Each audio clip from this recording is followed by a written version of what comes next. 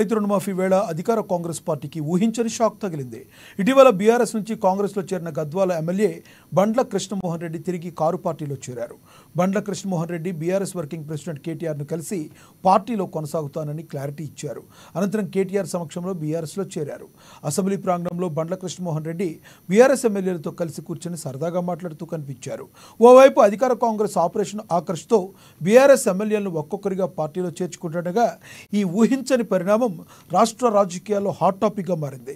ఇప్పటి వరకు BRS party నుంచి కాంగ్రెస్లో మొత్తం 10 మంది ఎమ్మెల్యేలు చేరగా కృష్ణమోహన్ రెడ్డి యూటర్న్ తీసుకోవడంతో ఈ సంఖ్య 9కి పడిపోయింది.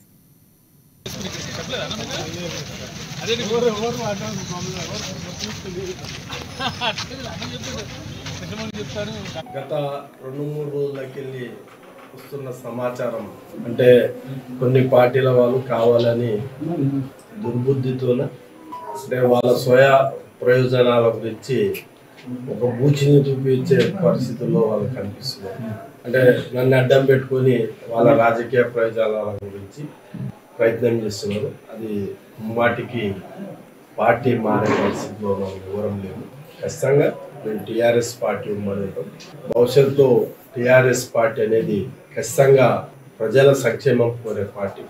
ప్రజలను ఎప్పుడు కూడా గుండెలో పెట్టుకొని కాపాడు